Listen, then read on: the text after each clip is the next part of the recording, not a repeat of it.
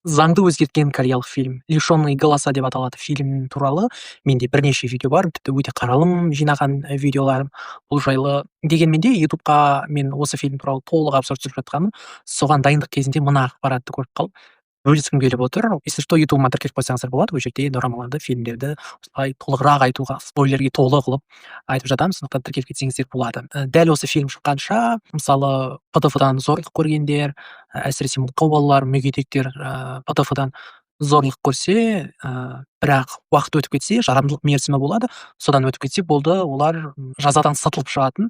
Дәл осы фильмнен кейін 2 ай өткесін заңды қатаңдатып, енді ПТФ-ларға өмір бойына дейін сотталатын заң шыққан еді 2011-де, дәл осы фильм шыққан жылы.